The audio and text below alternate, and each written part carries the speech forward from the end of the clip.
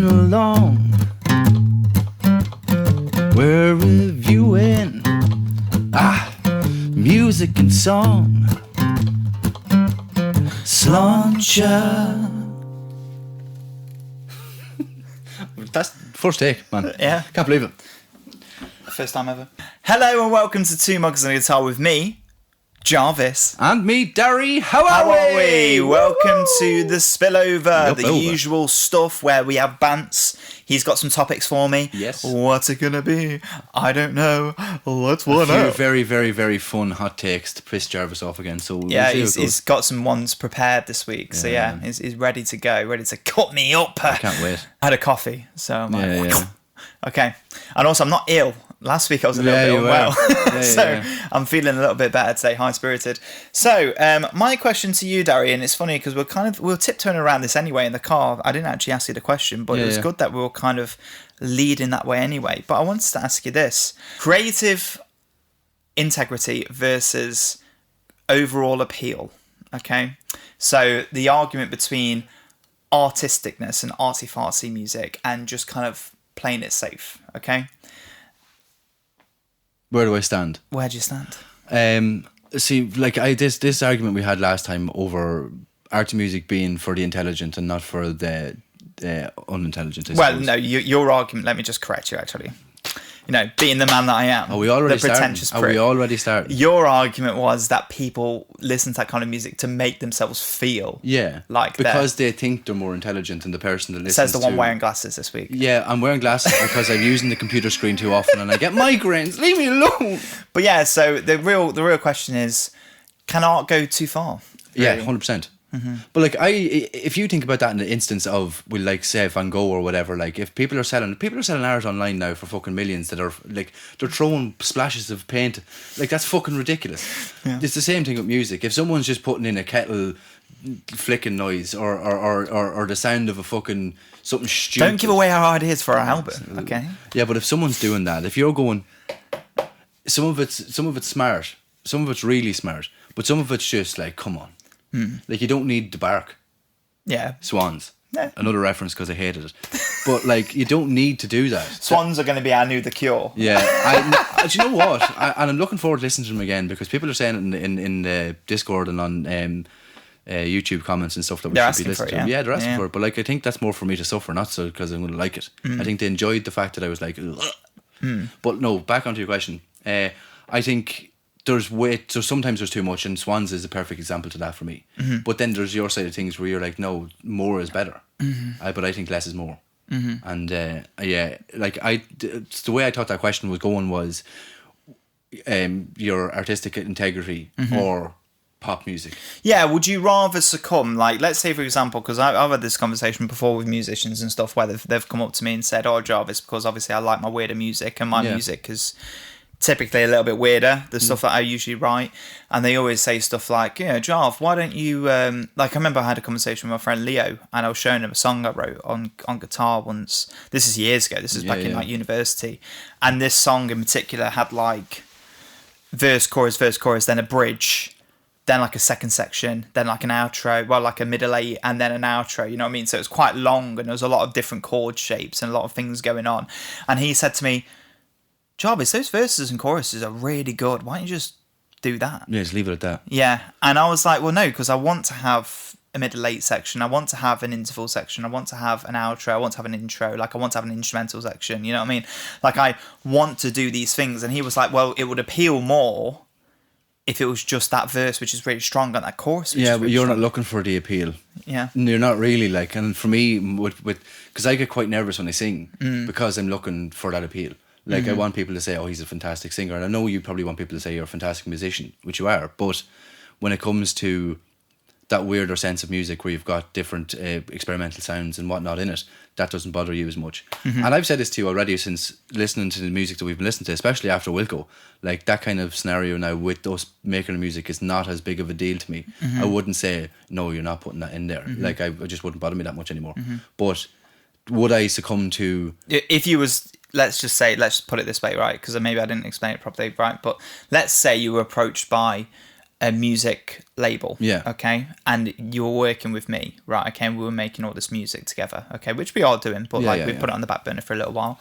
Let's say they came up to us and said, Darry, I love your ideas, especially in this song and this song and this song. But like, do you not think it'd be better if you removed that instrumental section, and it'd be better if you removed that outro section and you just kept it as like a verse, chorus, because if you did that, I'd be able to put you on the label and you'd be able to earn loads of money. I don't think so. I don't think I'd succumb to it because I don't like pop music anyway. And I don't like the fact that someone's going to be the same as someone else. So like if they were saying to me, I need you to sound a little bit more like so-and-so, or a little bit more like this, and that's the only way you're going to get a record. We need to make you marketable. Yeah.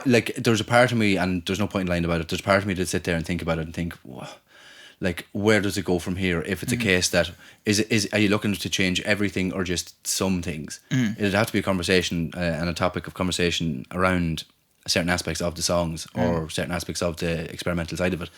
But no, I wouldn't change just because someone asked me to, and it wouldn't be a case of money. If it was a case that we were going to make it on our own anyway, and we had this feeling and we had this drive and ambition and the courage to go on and do it outside of a record label, which looks to be the side of things that we're going back into the topic of bedroom creators. Well, that's, I was going to bring that back in actually, yeah. But that's, so if it's a case, not nowadays, like it depends. Before I met you and before we started doing this and stuff like that, like I wouldn't have probably needed that conversation because I wouldn't have been that weirdly driven anyway. But now thinking about it, when you hear music like Car Seat Headrest or like Wilco or like Radiohead and the experimental side of things that are in it, like In Rainbows for instance, like just an unbelievable album, but it's so strangely weird, and there's experimental. You wouldn't be able to have that album exist if there was someone knocking on the door. Yeah, but I think that's the thing nowadays, because if the song's good enough, and if we created a song that was good enough, the record label wouldn't be saying, we need to take this out. Well, they would though. Would they? Yeah, oh yeah, definitely. That's why I don't, like, I've had this conversation before, I don't think I'd be able to be in a label unless they said to me, you have full artistic integrity. You know what I mean? But a lot of the time, like, there's loads of famous examples of artists who said they wanted to write their own music, or like Prince is a prime example of that. Like Prince has so many albums worth of songs saved on his hard drive when he died, when he passed away, R.I.P. Rest in Prince. But yeah, rest in peace. But yeah, he had loads of, like, hundreds of songs on his hard drive saved that were never published because the music label wouldn't let him publish them because they were too, strange, or they weren't going to fit into the sound that they wanted Prince to have. You know what I mean? But that's Prince. That's his soul. That's his, like, heart. You know what I mean? And instead they were like, no, we want the poppier stuff. You know what I mean? We want the stuff that we can trademark. We want the stuff that we can publish. We want the stuff that we know at the end of the day is going to have a profit. So don't release that stuff. Save it. Yeah, we don't care about it. It's a strange one too, because like you feel with the fame and everything that the people like that have, you think they'd just be able to do their own thing. But that's the problem. I don't think management in terms of like what we'd be creating, there wouldn't be a record label that would come to us, I don't think, well, maybe they would. I don't know. Well, that's what I love about, like you said, bedroom producers. And like I said last week, like, I'm born in the wrong generation because I feel like in 20 years' time, it'll be fine. The music industry will be bedroom producers. That's my prediction. I don't think everyone. Obviously, there are still going to be the big artists, the pop artists that are still going to be primarily run by labels. But there will be, I'm predicting, a burst in the next 20 years or so where there will be a current of people like us and people like Car Seat Headrest and people like Billie Eilish and people like that who have just made their own music and made it work. I'd even say Magdalena Bay as well. Like, I mean, I don't think she should be as underground as she is at the minute, because that album that she did there, Imaginal Disc, was phenomenal. Yeah, I don't know if she was recorded with a label though. I'm just I'm just like picketing stuff that I know it was recorded like by itself. Spider on your facial hair here on this side. Is it big? No, it's tiny. Yeah, you're grand. You should have left it. It might have bit me. And I was yeah, Spider-Man. But yeah, like, and the power that producers have in their bedrooms is that they don't have anyone to come into them and say, "Yep, that's not poppy enough." That's not going to market enough. That's not going to do this. Would you turn down millions just for the sake of one experimental sound? No, I'm not saying that's just a one, but like, I wouldn't turn it around for one. I think though, if if someone came up to me seriously and you, okay, and they said, Jarvis and Darry, I think I can make you guys millions. I think I can put you on the front line of Glastonbury, and I think I can do all these things, but you need to sign away your rights to creativity. Yeah, I couldn't do that. I don't think I could do that. No, because like I for one, I don't like being told what to do. So that's an issue. That's an issue straight away. For two, I'm sitting there with like my knowledge. So I'm going off what you want to create, because you're basically the producer. Mm-hmm. So when we're creating music, I'll come up with some lyrics and maybe some melodies, and I'll have maybe a topic in mind or something like that, but you'll make it. Mm-hmm. So I haven't got that freedom of creation anyway. And not that I'd Well, you do, because you have voiced your opinion several times. Yeah, and I always do go, that's not good, or that is good. I'd lean on you more, though. I'd lean on you for an answer, more so than make a decision.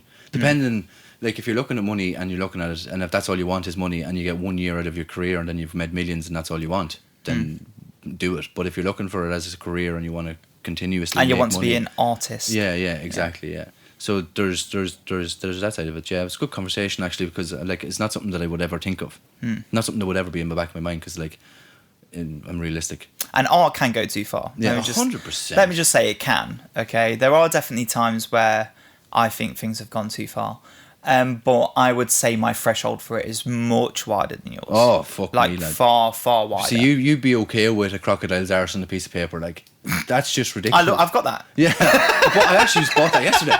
But like, how did you know? Do you know what I mean? Though there's just some things, like someone's putting the fucking like paint in the bottom of a ceramic mug, pressing down. But do you not think though, right? And maybe I'm going to sound really pretentious when I say this, right? 100%. Art like that, right, where it's like something stupid, like a toilet, right? Okay. Right, it's like a toilet. I'm pretty sure there was one that I saw. What did they call that though?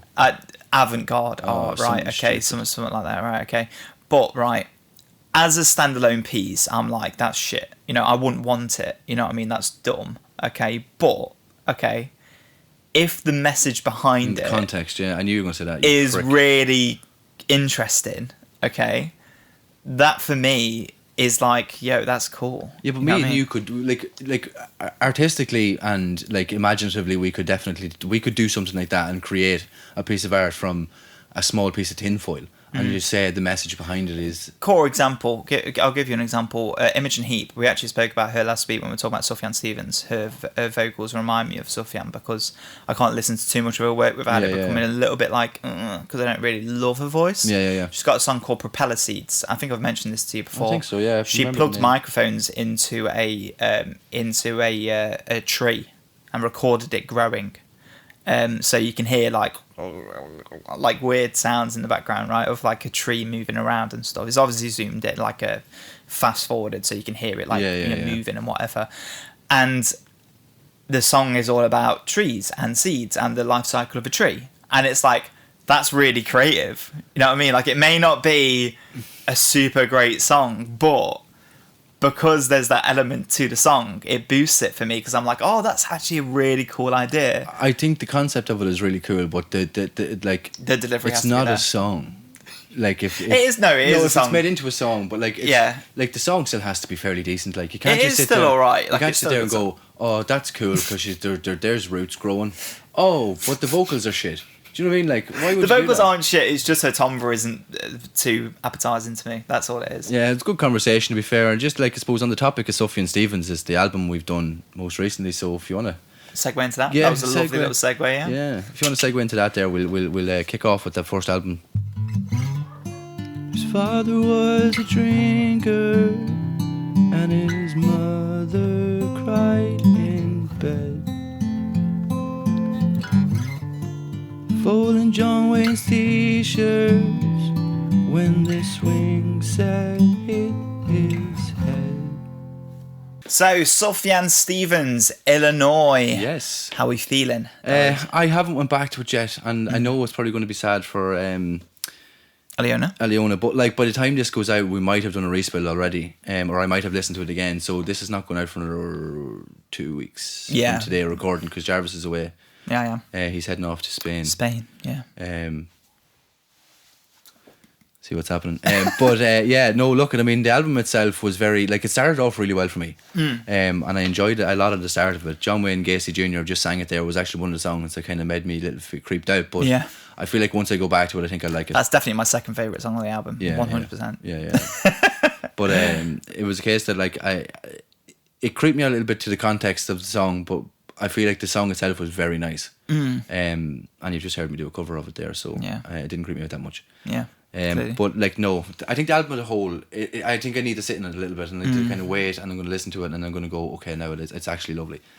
Because a lot of it's very angelic and it's very, I suppose it is experimentally in a sense, nearly. Well, not experimental, it's but quite artsy. jazzy. Yeah, it's quite artsy. Yeah, I'd say. Yeah. But yeah, it was a good album. I think I need to sit in it. I still really don't know how I feel about it. Yeah. And I don't want to go back to it too early either, in case I'm still like, because his voice grained on me a bit. Yeah. So I don't want to go back and then just rush into it and then think, oh no, I still don't like it. So I'm going to hold off on it. I'll listen to it maybe during the week on the way to work or something, and go from there and see what the crack is with it. We've definitely discussed doing a respell on it anyway. I think that's a good contender for a respell, and maybe even do like a kind of like a two-parter where like we both have respills, but like it's in the same video, so it'd be like part 1 Jarvis respell and part 2 Darys, or the other way around. But yeah, no, I listened to it. I went back to it when I was on my commute back to work, and I did genuinely enjoy it a lot more.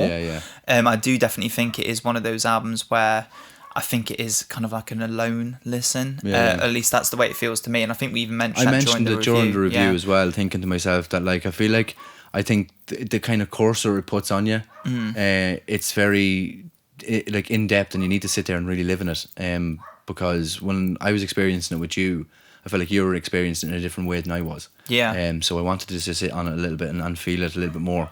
Because like once you're listening to his voice, once it starts to grain on you, and to be fair, I have to say this as well, I seen how many songs we had left, and I started to go fucking downhill from there as well. Because you know me. As soon as he noticed, he was like, oh. I was like, so that kind of fucked up. But it came back into itself again at the end. Yeah, it was weird. Like, we even said this during the review as well. If you haven't seen it, definitely go watch it. It was an 100%. absolute bitch to edit. I didn't realise how long the edit was. Yeah. The end ended up being like an hour and 45 minutes. Yeah, I seen that as well. And I was like 46 or something like that. Yeah, by the end of it, I was like, oh my god, it should have been a double episode. I just realised, I was like, fucking hell, it's so long. It's so long. But yeah, 2 45 minutes. But I don't want to do double episodes anymore, because I think, depending on how well received we think the albums are going to be, because it just seems like a waste of time. Well, if they are long, like, it's better to just do a double episode anyway, because I think it is better. But I'd rather get like a few views on one episode than get one episode, like we'll say maybe 600 700 views in one episode,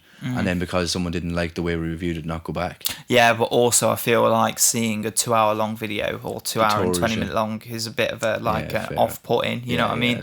Whereas at least if you see 1 hour and 10 minutes plus another one which is like an hour and 15, at least then it's more like, oh, let's see how the first one goes, and then I might watch the second one, you know what I mean? To be that's fair, how I feel. Like, because me watching, for example, I've watched loads of reaction videos just like that, and if I saw a 3 hour long video, I'd be like, oh, fuck that, I haven't got the time to watch that. Whereas if I saw it split into 3 parts, I'd be more inclined to be oh, at least I can watch the first part and see what it's like. That's fair enough. I never thought of it in context of, like, because I think about it initially coming out, not the after it's out and people go back to watch it then. Exactly. I never thought that, so fair enough. But anyway, I do think it might have been a double episode, to be fair, if I had realised how long it actually was. I only realised literally when I finished bouncing it down and I started putting the timestamps in, I was like, oh my god, an hour and 45 minutes, Jesus Christ. I was like, that's so long. It doesn't seem to have deterred many people though, to be fair, because I'm looking at the YouTube studio here and there's still quite a good few views on it, like for it to be nearly 2 hours long. The video itself, I'll just double check it now. But anyway, whilst he's checking that, I'll just say, just touching on what you mentioned, the way the album went for us was a bit strange, because the first third was like really like, you know what I mean, I really liked it. Then in the middle part it lost me a bit, and I genuinely felt like it was going to be a real hard slog for like the rest of the album, but then the last third got me back again. So it was very strange. It was like good, good, you know what I mean? Like it was kind of weird the way it kind of went like that. I had the same kind of outcome as well, because especially when I seen that there was, because I thought there was 15 songs and next thing you know there's 25 or 6 on it. or 22 or whatever it was. But I was just like, oh, for fuck's sake. A lot of them were intervals, to be fair. Yeah, a lot of them, like maybe about 8 of them were like. Just okay, 45. I get it. I overreacted. Yeah, you did. Yeah, just a little bit. But yeah, no, I genuinely do think it is much better as a solo experience, and also I've just recently got some brand new headphones, which sound amazing. They are. I listened to Weird Fishes in it earlier on. It's brilliant. And so I'm really looking forward to taking them on a spin and revisiting SUFJAN with those really nice headphones that are really comfortable. Very well could increase the album as well with the quality that they are. Yeah, exactly. You'll really hear it. So obviously that might affect my respell as well. But yeah, no, I definitely do think it is one of those albums that you need to listen to by yourself. Yeah. If you are watching and you haven't heard it yet, definitely not really. Don't bother sticking it on with mates. Unless you're planning on like just having a chat and stuff, like not really focusing on it and trying to review it. But like, I feel like it's definitely an experience that you kind of need to like chill out with some headphones on and kind of maybe even do some chores, walk around the house. Yeah. Like, I feel like it's genuinely, it has a really good energy for like travel. Yeah, just for me, I think the hold that I have against it at the moment is the fact that it's so long. But what I will say is parts of it are amazing, so definitely listen to it. But parts of it, like, I'm sure, and a lot of the people that listen to SUFJAN Stevens will say that they skip most of it sometimes themselves. They did, some of them in the comments. So I wouldn't pass much remarks on the fact that it's so long. A lot of people there's recommend some great moments on it. Carrie and Lau, or Carrie and Lowell, Lolly, or something like that. And someone mentioned what that album was about, and it actually looks pretty good. The actual theme, because it's about grief and loss, and that's all my vibe, obviously. Yeah, of course. So I was like, oh, that sounds interesting. So obviously that will probably be next on the list to do with SUFJAN when we do get back to him, which I'm sure you will in the next like 2 or 3 months or so. Yeah, we'll definitely get back to him. But yeah, I mean, in 2 or 3 months, I mean, we'll put Carrie and Lowell onto the poll. The poll, and if it gets picked, it gets picked. We'll have to listen to it. Exactly. But yeah, no, it was good though. It was good. Yeah. I wouldn't say it blew me away. It didn't blow me away. Parts of it did for me though. Like, that's what annoyed me. Yeah, it was very up and down. Yeah. And I think he definitely excelled. Like, when he excelled in his vocal layerings. Yeah. I think whenever there was a vocal layer, it always really worked. I said that during the episode as well. It's like when you hear a harmony, he harmonizes very well with other accents. But like, especially like when there was a woman on the thing. I don't know if it was someone who usually deals with on a regular basis or whatever, but when they harmonise together, their vocals harmonise very well, and it sounded fantastic. And I said that his voice sounds better with a harmony than it does on its own. But that's my own opinion. But yeah, good. Yeah, go and listen to it. It's Definitely absolutely brilliant. Yeah, especially if you like your orchestral, jazzy sounds and stuff. Yeah. You'd really like it. Yeah. What the topic? What are we going to do now? I don't know. You've got the sheet. Oh, are we doing a mug mime? Mug mime! Woo! I love it. I love getting you with that. He always throws me off. Yeah, with those, we're going to do mug mime, baby. Right, random song generator. Yeah. Oh, should I do the drums? Boom, bop, bop, boom, bop, boom, bop, bop, boom, bop, boom, bop, bop, boom, Ho, ho, ho, ho, ho. bop, bop, boom, bop. What is it? What is it, mates? It's so obvious. Again, like, for every person that gets one wrong, you're getting sketched from the Discord. You're out. Sketched from the Discord. Chucked. Yeah, this is your chance to save your place in Discord. For anyone that gets 4, becomes a perfect cup. Yeah. Oh, there we go. Yes. Oh, is it 3 or 4? We're doing 4 now. 3, sorry. Yeah. That's impossible. Yes, you're never going to be perfect cup. No, but on the Discord we have segments for people that can grow. I want someone to come into the Perfect Cup land with us now, so we can talk to you specifically and get some ideas and whatnot, and make his mods for the Discord, because it's getting bigger anyway. Yeah. So something that we're going to look at. So I think we'll use the Mug Mimes answers. Whoever gets 3 in a row can be a Perfect Cup. Yeah. So get research in there, guys. Yeah, and make sure you research it, and make sure you're not cheating either. You fucks. Yeah. No Shazamming. Yeah. As if like, I was going to say, no Shazamming. Shazam will be like, oh yeah, we know that stuff. Yeah. We can definitely know that song. Get guessing. Yeah, get guessing. Right, lads, my recommendation this week is going to be Romance by Fontaines DC. It is probably, if not one of the most consistent albums that we've listened on this podcast since we've started it, along with a few other albums. I think In Rainbows is one that's very consistent as well at the moment. So I definitely would recommend going to it. Favourite is my favourite song on the album, and it is an absolute whopper.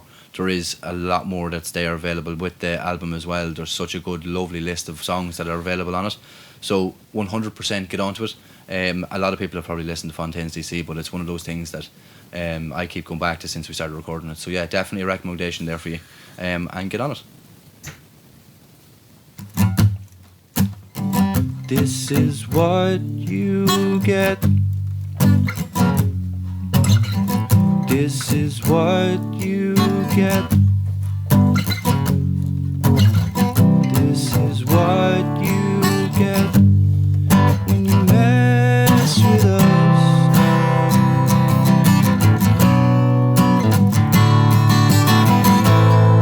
So, OK Computer seems to get the redemption arc it deserved. Oh, it deserved, and I swear to God, I'd sleep with that album. It was phenomenal.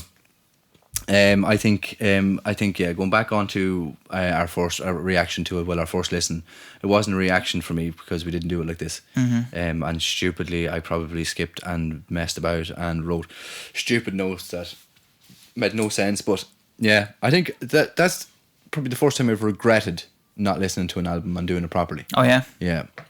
Because we've done albums already like Hosier and a few different albums that we would have done. Yeah. Who else did we do? What was that? Biffy Clyro, was it?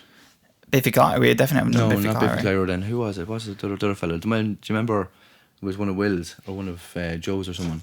One of Will's or one of Joe's or something. Oh, Bonnie Vare, yeah. So it was like stuff like that. Like we could, if we done it now, it'd be much more appreciated as well, I think. Yeah. But I haven't really felt that regret until listening to OK Computer and realising how unbelievable it actually is.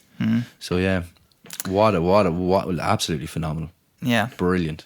It was an interesting one for me because I was fully going into it expecting you to be honest, I genuinely think you didn't even listen to it. Yeah. When we first did the review and you were saying things, I was like, makes no sense. Yeah, I was like, come on, where'd that come from? Yeah. Especially on certain songs like Paranoid Android, for example, where like you had like barely anything to say, and I was like, how do you have nothing to say on Paranoid Android? Like, it's an absolute monster of a song. You know what I mean? Oh yeah. And then things like, for example, The Tourist, for example. I remember when both you and Eleanor were like, oh, it's a really bad closer. And I had this whole speech prepared about it. And I was like, the first thing that said in the speech was like, if Darry and Eleanor think that this closer is a bad closer, then there's something wrong with them, right? And then I went and read all about it and said, like, Tom York's vocals are unbelievable. And you said nothing about his vocals. And I was like, who is this man? You know what I mean? Yeah. And I was just like, I knew as soon as we'd stick it on and you'd hear that first part where Tom comes in, you'd be like, oh, what is going on? And I was so right. I was like, I knew it. Yeah. There's just there's so many unbelievable moments in OK Computer. It's so good. Like, I mean, from the vocals to the bass to the drums to fucking the guitar to... It's the way they play their music. It's so, like, not popular, obviously, but, like, what's the word I'm looking for? It's very different. And the like production, what's your man's name that does production? Nigel Godrich, yeah, he does an amazing job. And you said it sounds like a liquid. Yeah.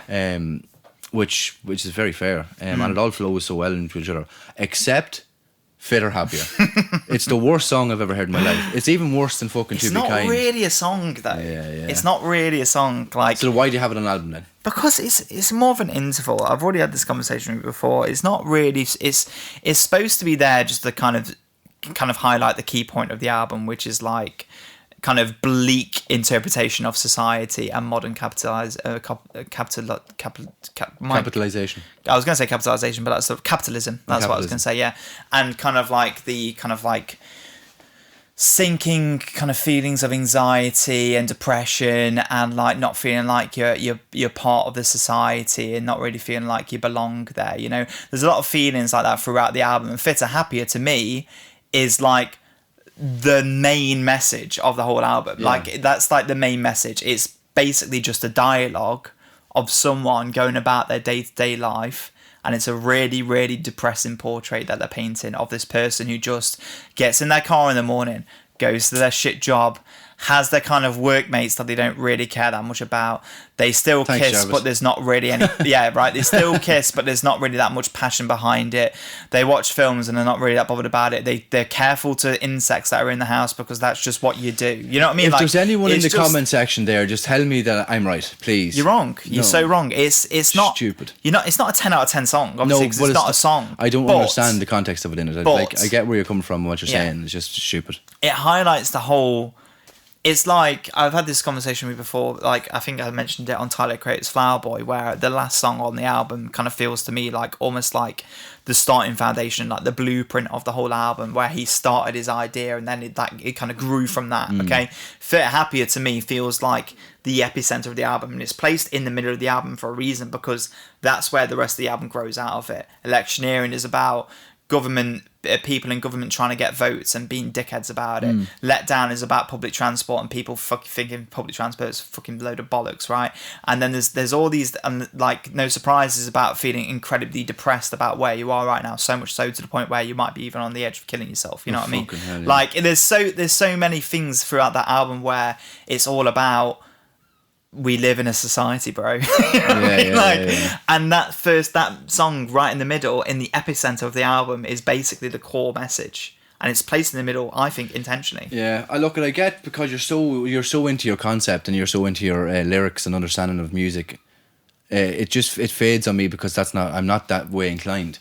So I can understand why you're such a fucking annoying prick about it, but. It's I'll defend Fit Happier. I'll defend it. You have, and I'll die on this hill. Since we've known each other and been doing this reaction, you've always defended it every time I've given out about it, which is annoying. But it's just, to me, I still don't grasp the concept of OK Computer because I've only listened to it twice. So like, to live in it a little bit more and understand it, maybe it'll start to grow on me a little bit. But for now, when I hear it out of context and out of understanding of the album more so, it's just ridiculous. Yeah, it is a weird song. It's a weird moment. And I remember when I first heard it, I was like, this is stupid. But like, I think when you start to understand the album and the messages it's trying to put out, it becomes like kind of like a bleak art piece. Yeah. But that's where art's too much. No, maybe not in that instance, to be fair. Maybe I'm being a bit... I think it's short, and I think it's to the point, and I think it's blunt. I mean, the guy is... I mean, I know it's a bit on the nose, but the guy is literally speaking with a robot voice because... he is a robot, right? That's the whole point, okay? It's a bit on the nose. I get it. But, like, it's still quite... I think it's quite powerful. I think it's quite a powerful moment in the album. Yeah. And it doesn't overstay it with welcome. And, like, if it was 5 minutes long, fair enough. Like, yeah, definitely at that point, roast it. But it's only like a minute and a half. Yeah. You can get through it. I just yeah, for me, it grains in me. I don't know if it's the sound. If it's just ridiculous. I also really like the piano in it as well, and the violins as well. Yeah. Anyway... but OK Computer, all in all, like I still give it like what as neutral 9. Yeah. So it's fucking fantastic album. Yeah. Very, very good. Yeah. And it's definitely a recommendation as well. I definitely recommend if you haven't listened to it, which is probably I'm the only person in the world that hasn't listened to it until a week ago. Yeah, I mean, it's an incredibly brilliant album. It's incredibly culturally relevant as well. A lot of people kind of claim that album is the one that kind of killed Britpop. So, because it was around the end of that Britpop era, and then when that came out, people were just talking about how unbelievable it was. And then all of a sudden, people kind of lost attention to all of that kind of that side of music, you know. And it was super influential with a whole mega list of bands that we have right now today will cite OK Computer as being like one of their big influences, and rightly so, because the production in it is unbelievable. It's so clean, it's so pristine, liquidy in areas like Subterranean Circadian as well, for example, but also just like everything's so perfectly placed in that album. Like, even just like little minute details, like in Let Down, for example, when there's like a little synth going in the background, it sounds like a computer kind of blowing up, and it's just like that's placed so perfectly. And like every time you listen to it as well, you like, my mum said this to me ages ago about OK Computer when I first started getting into it, and she said every time you get yourself a new speaker or like a better set of headphones, you'll find new things in OK Computer because it's so layered. And there's so many things to find out about it. And and obviously Tom York, amazing throughout the album. Oh, fuck me. Unbelievable. But that's the reason that I love Radiohead now the way I do, is because like you're the instrumentalist, I'm the vocalist, and I lean on the vocals a lot more than I would. But his performance throughout the whole album, and we'll get into in Rainbows in a few minutes, is just absolutely fucking standout. Yeah, it's amazing. Like, it's just the way he curates his voice and the way he can just move and seamless. Yeah, seamless. Yeah, but it's unbelievable. But like I said this, and I put up a thing for Geese, right, on Reddit, and a few people got back to me. But I was saying to somebody, so my opinion on Geese was that Cameron Winter is like the Whitney Houston of our generation, and maybe a little bit over exaggerating it, but I don't think so. But it's, for me, it's not just about his vocal range, which is phenomenal. It's about his ability to sing with the time signatures and the music and the instrumentals that are going on behind him. It's not a case that he's going to be sitting there singing through 1 or maybe 5 piano chords, which Whitney Houston would have done. Same with Tom York. He's not singing on the backing track of a 4/4. He's singing on the backing track of a 5/4 or a 7 or something, and he's trying to like keeping time with that vocal, also with like mad shit going on around him, and like, you know what I mean? It's that's what's the magic behind like a fantastic vocalist nowadays and a fantastic vocalist 10 years ago, or 15, 20 years ago. Because be able to find a pocket in that madness. You're looking for like, the pocket.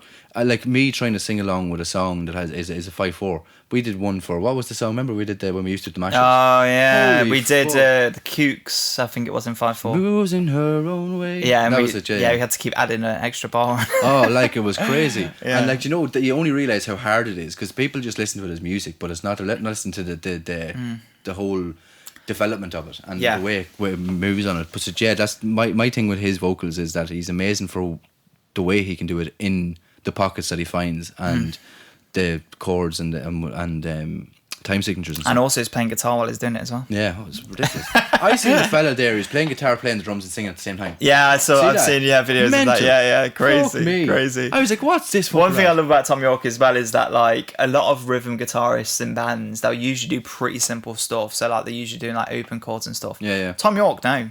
Tom York's all over the place when he's playing guitar. He's riffing.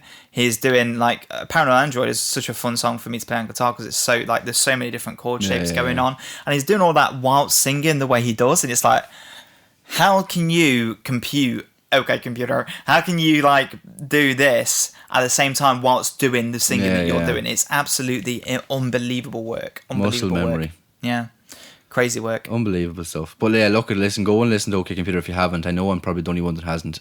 But and I'm glad it got redeemed. Yeah. The redemption arc was there. It had to come in. And I knew when we were doing it that I was like, right, I'm definitely going to like this a lot more than I did initially. I think from when Airbag came in, you gave me this look of like, oh shit. I'm going to like this. Fuck. But yeah, great album. Go listen to it, lads. But I watched it this morning and it was very good. Yeah. Really, really good fun. Really, really good energy, and obviously the songs and the reaction was brilliant. But in saying that, we have to move on and we have to go on to a different section because it's the Mug Mime? Mug Mimes! Yeah! Woo! I'm getting better at it now. Yeah, you're copping on a little bit. I'm trying to find ways to sneak it in without you knowing. Okay.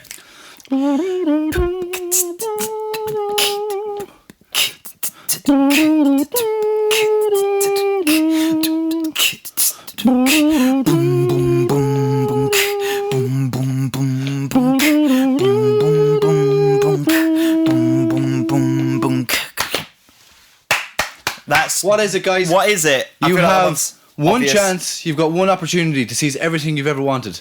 Yeah. So get it. Yeah, get it. That was very inspirational. Thanks very much. That was the second Mug Mime. We've got coffees now. Another day. Coffees, you prick. A tea. Another dream. Don't spit it all over your fucking Mac, whatever you do. Okay. Oh, no. Okay, Dad. Bold. Okay. Okay. You're going to end up spilling on the table, like, either way. Yeah. Anyway, what's the next part? Your recommendation. This week's recommendation from myself is going to be Duster's Stratosphere. Stratosphere is a really lo-fi alternative rock album. A lot of themes about going into space and kind of leaving things behind. In a lot of ways, now I'm thinking about it, kind of similar themes to How to Leave Town, actually, by Car Seat Headrest. And also extremely lo-fi, recorded in a lot of the times in like a bedroom, so bedroom production. I believe this was their first album. But yeah, really, really solid album. Some great guitar work, quite fancy, quite jazzy. Also kind of dipping its toes into kind of like the shoegazer element as well at times, with some low end kind of muffled vocals with some interesting lyrics if you do want to bring up the lyrics. And yeah, I think it's just a really, really great solid album with some brilliant guitar work and a cool theme throughout the album. So definitely worth giving a shot, and it's got a cool design on the front of the album as well. So go ahead and give it a shot if you haven't already, especially if you like lo-fi stuff. Excellent. Brilliant stuff. So, just on the topics of Radiohead that we had earlier on, we're going to get into In Rainbows now. So, In Rainbows was the latest installment of the Radiohead series. Mm-hmm. Can I say it, please? I was just struggling. I wasn't struggling, I just stutter. But yeah, no, it was a really, really good album. I fucking loved it. I give it a 10. Again. Yeah. Right, Darys not throwing out any more 10s. If you see me throwing out a 10, it means me and Jarvis are breaking up and we're done, because Darys is like, oh fuck it, just give it a 10. Yeah, just fuck it. Because I've thrown out a lot of 10s lately because, well, I suppose it's just new music that I haven't heard before. We've just been doing a lot of good music, to be fair. And In Rainbows deserves its 10, to be fair. It does. It's a great album. It does. Yeah. What was my favourite song? And again, don't tell me. Weird Fishes was absolutely fucking brilliant. I've listened to that song more times, and sometimes you listen to an album. Yeah. And you'll go back to the album and you'll think to yourself, maybe I might like a different song more. Yeah. No. Weird Fishes is a fucking brilliant song. I just listened to it in your new headphones and it was class. Yeah. But the album in itself, it's orchestrated perfectly. Like, I mean, there's not one bad song in it, I don't think. And from Tom's vocals to the instrumentals to the upbeat feel that it gives to not sounding like Radiohead, essentially. Yeah. It's fantastic. Yeah. Absolutely brilliant, and it's a definite listen. We'll go and watch the episode. It's definitely up by now, isn't it? Yeah, it'll be up by now, yeah. So yeah, it'll probably be our biggest episode, I think.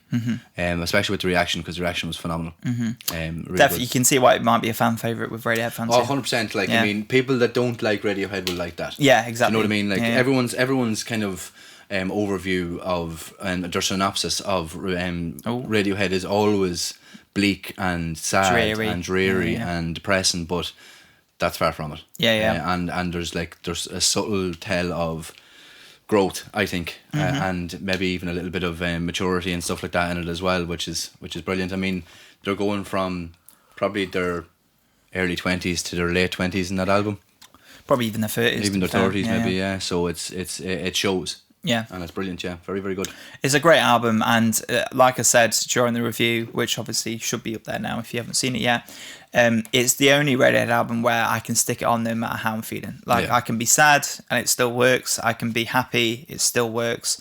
I can be curious, it still works. It doesn't matter. It's just every single time I go back to it, I always enjoy it. Whereas I feel like some of their other work, like Kid A, OK Computer, Hail to the Thief, A Moonshaped Pool, like all of these albums, they do have a certain tone that you've kind of got to be in to kind of make it click.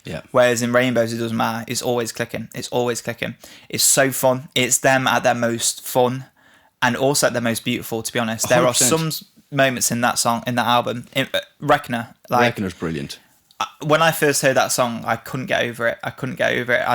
That's the song that brought me to Rainbows. There we go. That's my tagline. But it was because you don't know about this actually. You might like this. So when they released In Rainbows, they didn't actually make people pay for it. Wow. They released it for free. That's cool. On their not for free. They released it on their website and they said you can name your price. Okay, so you could go on there and pay $0 for it and have it as free, or you could go on there and pay 50 quid if you wanted to. It was up to you, basically, the consumer. And I remember loads of artists came out and were like, "This is going to ruin the music industry," but it was them actually predicting what streaming would be like in the future, and they were obviously completely right on the money. And when they released the album, they only made one video for it. And they released a competition, which was super cool. You'd love this, right?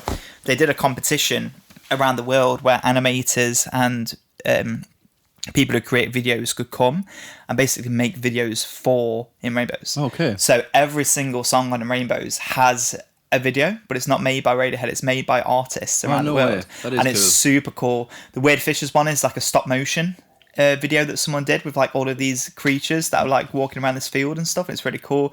15 Step is awesome. It's like some anime, like it's like an animation of this guy running down the street and stuff. It's super cool. It's weird as fuck. Yeah. Reckoner is when I first saw it, I was like, this is amazing. It's a black and white video of like this like seed that goes into the ground and it starts growing. And as the music swells, it becomes like a city. Yeah, yeah. And then it breaks down at the end and it becomes like dust again.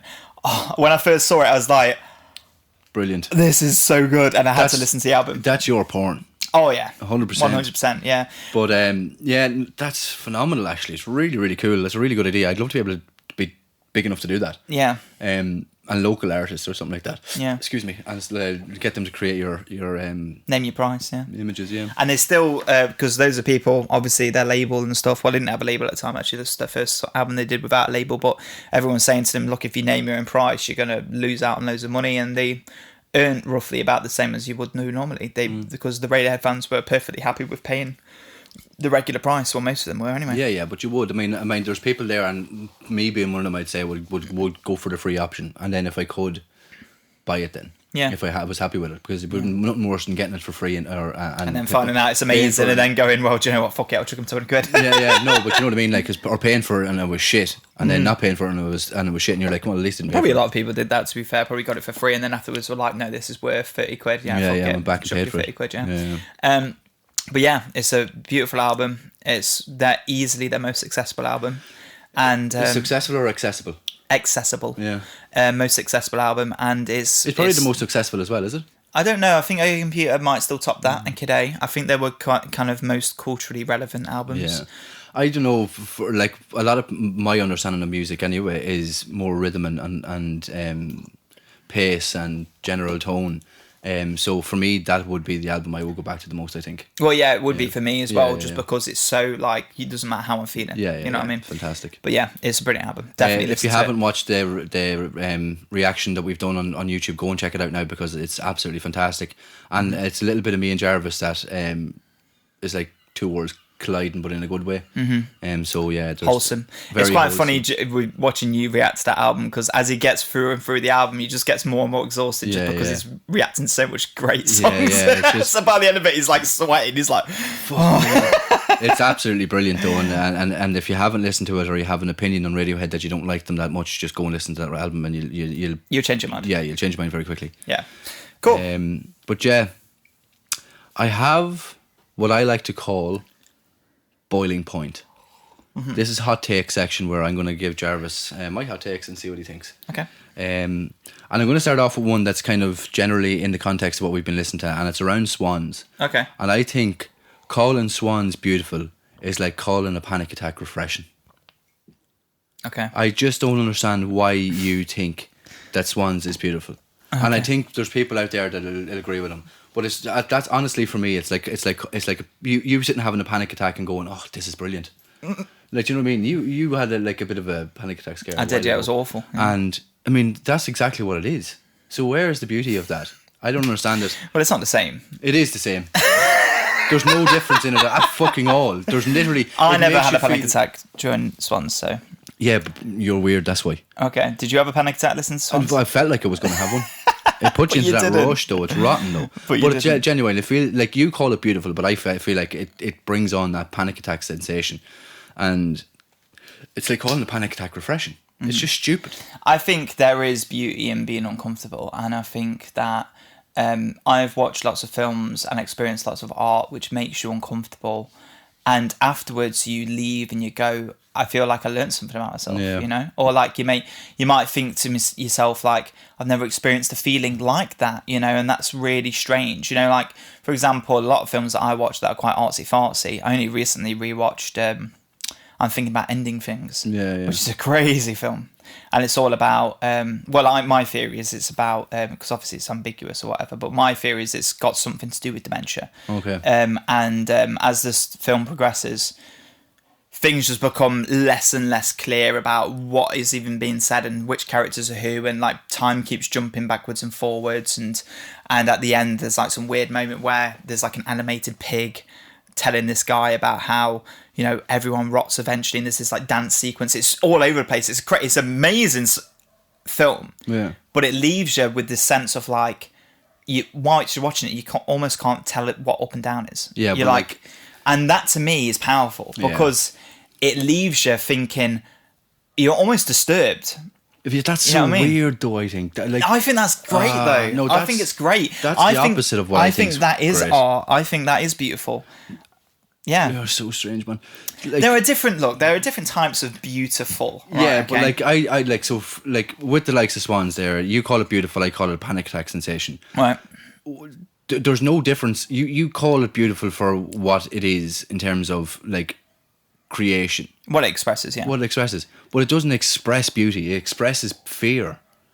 It expresses panic. It expresses like this man has gone through the fucking depths of hell and still there. Mm-hmm. But it's just so strange. But do you not think that's artistically poignant? Artistically, he develops a good sense of panic.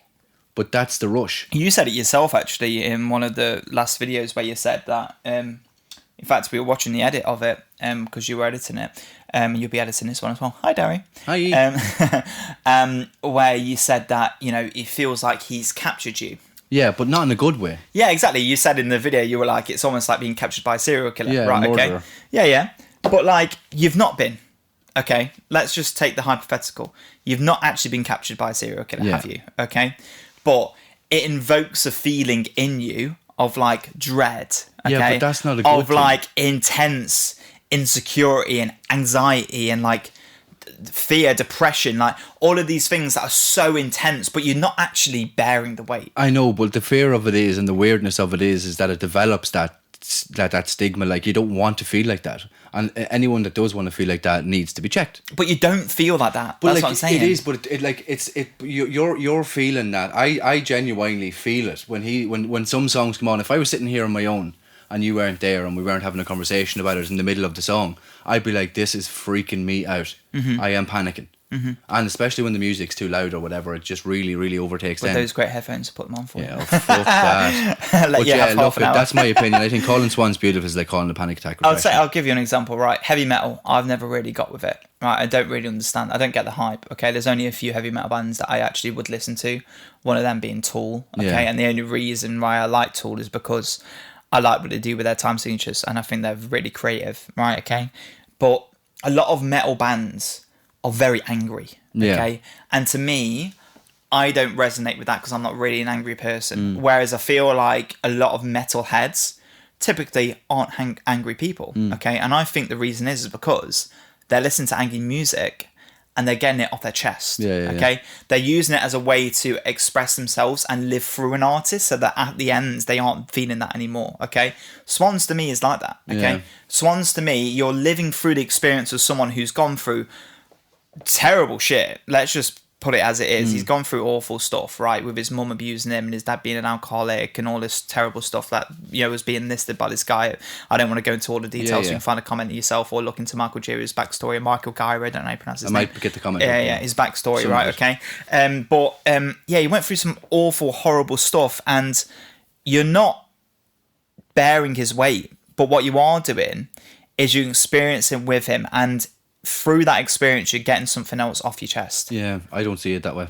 I get where you're coming from, and you give a good argument on it, but I just don't think I will ever understand. I feel sorry for him, but I think his expression, for me, the way he expresses himself, isn't the fact that it's not live in this with me in a sense. It's I'm going to make you feel how I feel.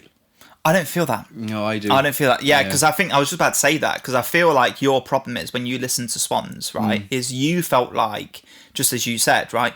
You felt like he was trying to make you feel that way. I don't feel that. Yeah. I feel like he is in a room, okay, going, I want to express myself and make myself feel better by getting all this terrible stuff off my mind and making me come out of it better. It's to be kind at the end of the day. Is getting all this stuff off his chest so he can, at the end of it, be kind, okay? That if you want to look at it that way, I don't know if that's the intended purpose, but it fits well with the theme, right?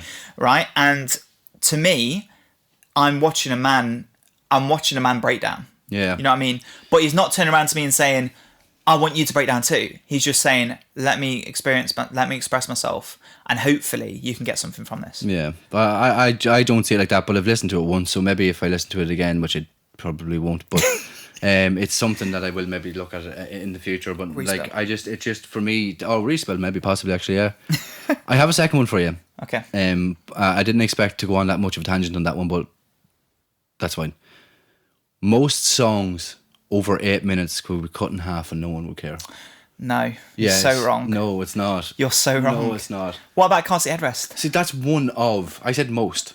Well, what do you mean? How many songs have you heard over 8 minutes? So whenever like 4. But like one song, there's maybe 3 or 4 songs, but whenever you're saying like, let me think, I can't think of any of the artists now, to be honest with you. That's but convenient. Fuck off. Most songs over 8 minutes, like I genuinely could like even over 6 minutes you could cut in half. Like any songs over 4 minutes, and I'm like, right, this is just it, like you could finish it earlier. No. Yes. You're so wrong. No. You're so wrong. I'll say this. It depends. Okay. No. Let me clarify. Okay. If the song, right, constantly changes and is constantly developing and is constantly moving, then I don't care how long it is. Yeah. I don't give a shit. Okay. If it's the same thing over and over again, as in like it's the same, let's say it's just a rap beat, okay, over and over again for 8 minutes, absolutely, that could be cut in half.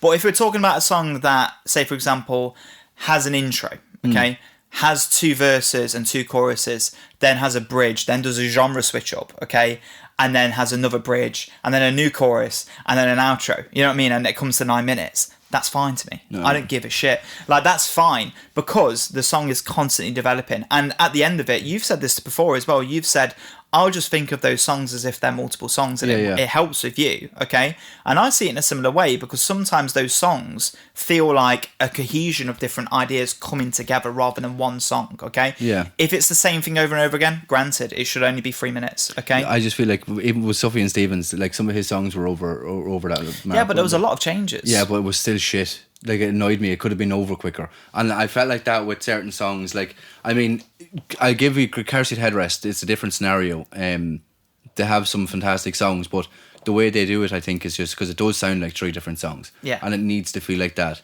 But that's why I said most songs. If there's any other songs that are there, like...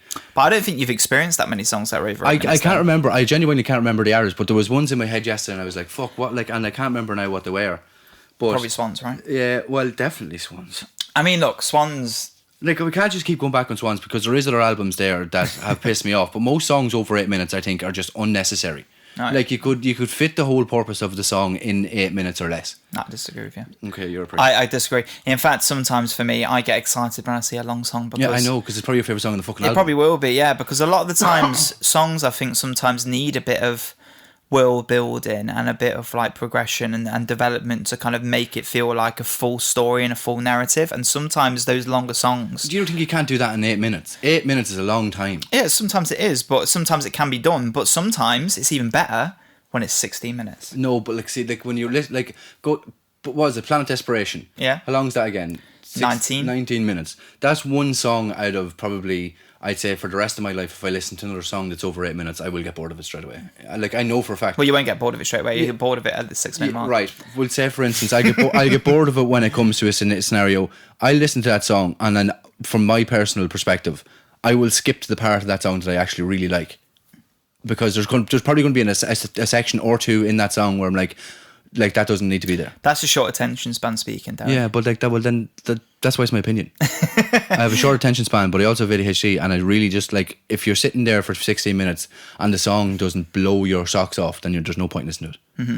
But a lot of the times, long songs do, because that's their intention. Yeah, but most of the time. Yeah, most of the time, exactly. Which is exactly the counteraction to your point, which is that like most songs over 8 minutes. Yeah, most songs over 8 minutes. You're saying most of the time, if they are over 8 minutes, they're usually intended to blow your socks off. Though, right? But they're supposed to do that, but it doesn't always come to fruition. Okay, it's not for you. Yeah, for me, but that's my opinion. That's why it's my hot take. You fucking daft. Well, I completely disagree with your hot take, and I think it's a pretty cold take. Yeah, well, it's not. It's very hot actually. That's freezing, mate. In fact, I'm getting pretty cold talking about it. Oh, fuck off. Yeah. Anyway, my opinion... Long songs are the best. Yeah, you love a long song and I love a short song. But that's why, because I knew once I mentioned this, it'll be you pissed me off already. Because you're so... Right. Correct. Fucking, your voice is annoying. Right. But genuinely, like, I mean, 8 minute songs, like, it really has to depend. There has to be a reason for me. Like, because I will skip it. I will skip to the part I like of that song. Like, Planet Desperation, there is probably a part where I'd be like, could do without it. And then if you take that out and make it down, bring it down to a lower, like, it just doesn't need to be that long. I just think it's unnecessary. Most people will disagree with me, and I don't really care. Yeah, I disagree. I hope you don't hate me. Yeah, I hate you. Anyway, what's the next one? I don't know. What's actually what you want to go on to now? What's next? Oh, I know what you're doing. Is it Mug Mimes? Mug Man! Woo! What's the last one? Okay.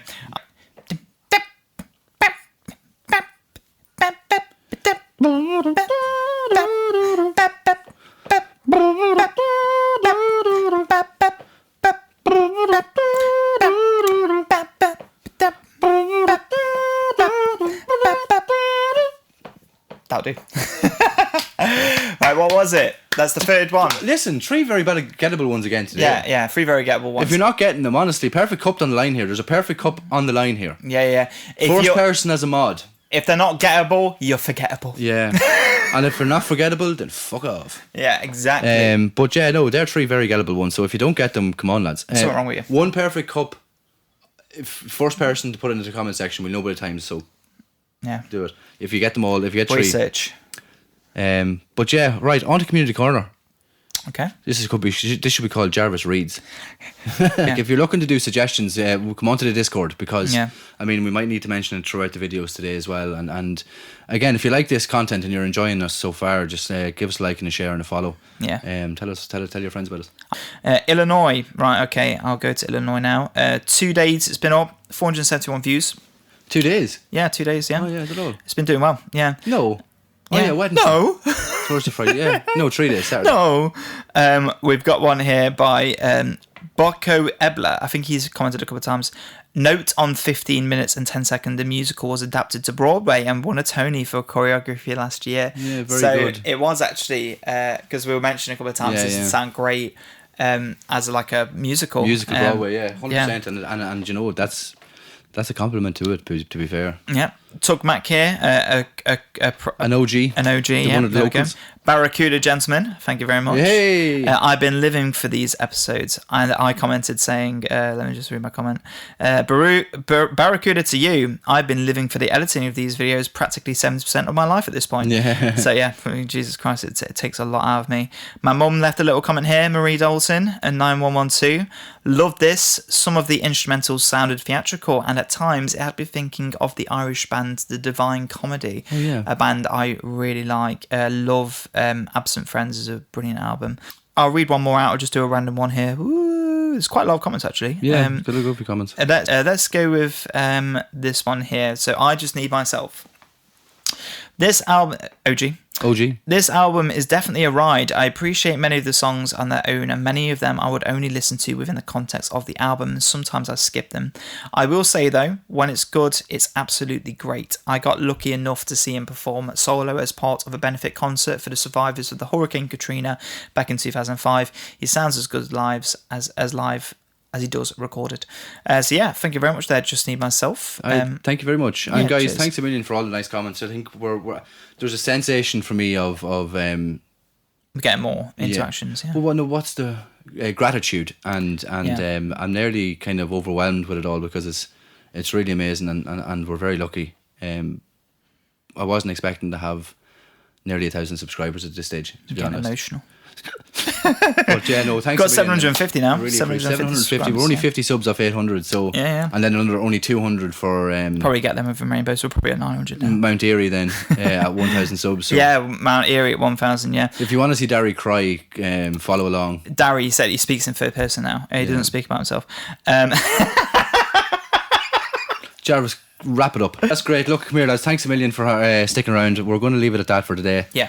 Jarvis waffled today. I know. I don't know what's going on. Loads of talking. I've had like 3 coffees. I was sitting there. I'm like thinking to myself, when's he going to shut the fuck up? Holy moly! But yeah, no. Look, thanks a million for sticking around. If you're still here, say red wine, or say spark plug. Spark plug. Yeah. That's a better one, to be fair. Yeah. Say spark plug. Say spark plug if you're still here, and thanks for joining us. Slant share. Like, follow, and share, motherfuckers. Yeah. Cheers. And subscribe.